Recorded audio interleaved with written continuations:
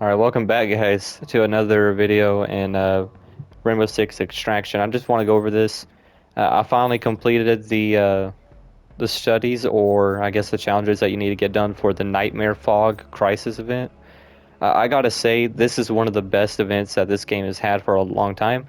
And well, I say for a long time, it only had so many of them. I think like one of them was called the Spillover event. I think that was the last one that went on. Unfortunately, I wasn't around at the time to be playing that, or got a chance to be able to actually play that event, so I missed the entire deal. However, I think I made up for it for jumping into this one, which is the Nightmare Fog, where you jump in and 90% of the map is filled with Nightmare Fog. You go in there and there's three different sections. You guys can look this up through like actual videos and stuff like that, going over the gameplay.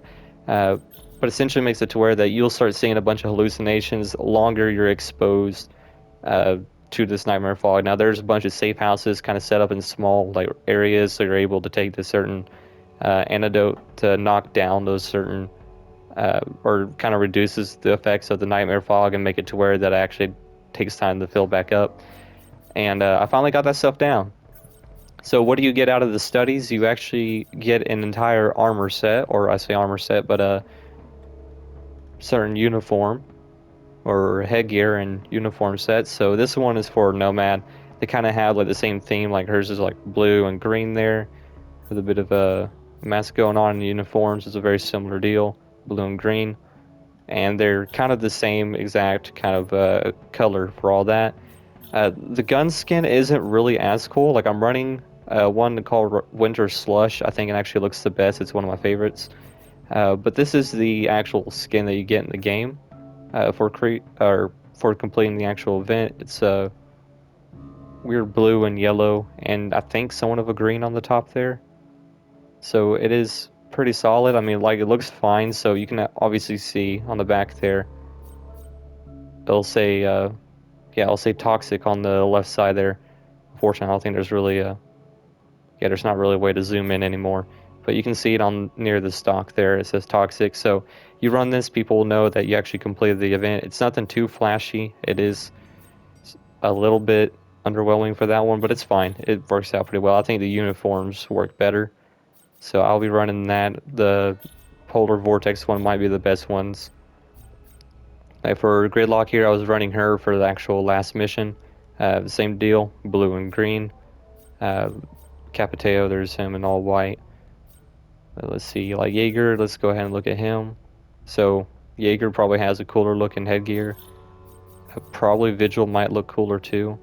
So he has that looking headgear there and uniform being like that. So I mean his is pretty okay. I think Jaeger looks probably the best in that. All these operators will have their own stuff, so go ahead and work with what you want. That actually looks like a really good headpiece there.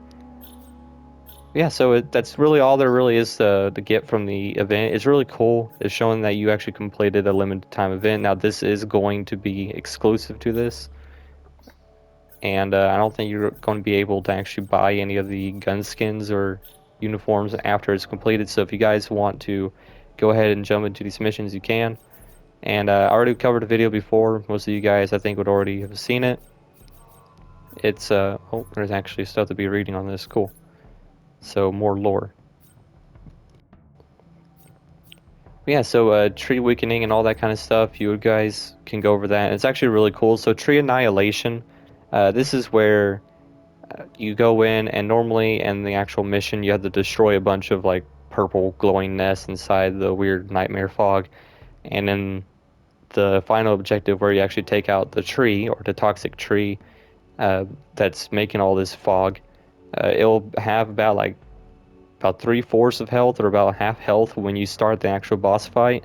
If you completely ignore the second objective where you destroy the nest and you go on to the just fighting the tree, it will not be weakened, and you actually have to start with full health, or fighting it with it having full health.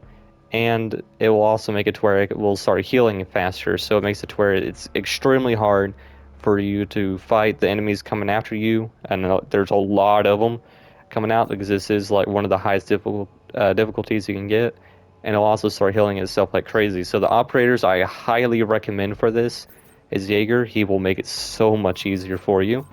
It gives you a little bit of breathing room because it will start shooting all the weird purple stuff that starts healing the tree. If it gets towards the tree, they'll just kind of shoot it off the tendrils, stopping it from healing for a bit. And Gridlock. So Gridlock, thank goodness I went as her for the last one because she's really good at closing off a bunch of entrances for enemies to be running around and coming in, and blocks off a large room, which uh, definitely was a lifesaver in the very final boss fight. So I would highly recommend running as her as well. And anything else is really up to you. I recommend just running a higher or faster speed op, so he's able to get through the fog faster if you want to complete it. Some of the other ones where you spend as little time as possible in the fog. And that's really the lineup if you guys want to run that. I recommended a whole different, or a little bit of a different build in my first video, but I want to go over that and show you guys kind of like what the rewards are for completing this challenge. Like, shoot. Like, look at this. Like, Tachanka has, like, one heck of a headgear. Like, see, some of this stuff is really good. So I haven't actually looked at all of them yet, but they're pretty dang cool. So thank you guys for watching. Do you guys play Rainbow Six Extraction? If you do, let me know if there's any kind of tips that you guys would have for me or any kind of cool moments that you had. This game is really cool and I think pretty underrated. But yeah, but that's about it, guys. Thank you guys for watching. I'll see y'all in the next one.